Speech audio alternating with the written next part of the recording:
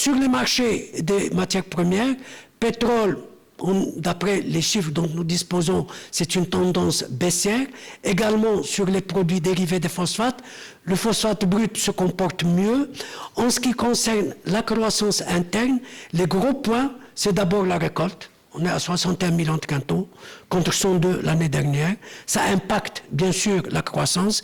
Nous étions à une croissance de 3 en 2018, nous ferons 2,8 en 2019, mais ça reprendra à 4% en 2020. Par contre, en ce qui concerne le secteur non agricole, on commence à sentir maintenant une tendance à la remontée. Nous serons vraisemblablement 3,6 en 2019 et on ira vers même 4 en 2020. Sur le plan des comptes extérieurs, nous terminons l'année 2018, nous étions à 5,5 comme déficit du compte courant.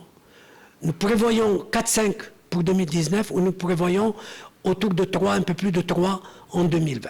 C'est à la suite du comportement des importations, des exportations. Il y a un certain dynamisme.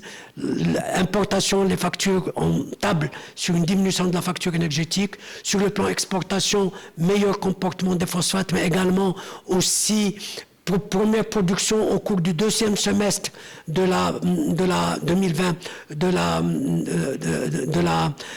l'usine Peugeot. Donc l'automobile reprend. Et nous terminerons les réserves de change autour de toujours un niveau de réserve de change qui couvre 5 mois d'importation. Ce qui est du marché du travail, le marché du travail, nous n'avons que les chiffres du premier trimestre 2019. Comparé à celui de 2018, nous avons 15 000 emplois nets. Et ça, c'est à la fois une création, mais des destructions.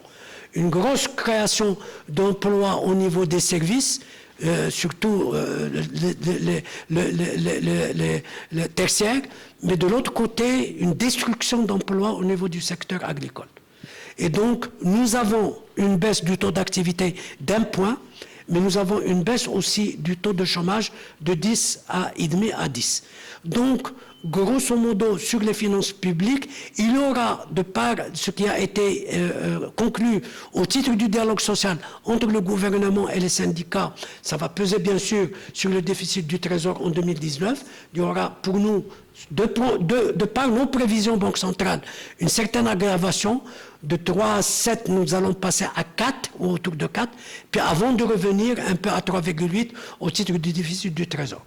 Il est prévu 2 sorties du Trésor à l'international, de 11 milliards de dirhams chacune en 2019-2020, et compte tenu de tous ces éléments, à la fois 2019 et 2020, et l'analyse extérieure et intérieure, pour le moment, nous estimons que le taux de 2,25 est approprié. Bien sûr, notre réunion de septembre nous amènera à réactualiser l'ensemble de ces données pour voir quelle est la décision en ce qui concerne la politique monétaire que la Banque centrale devra suivre.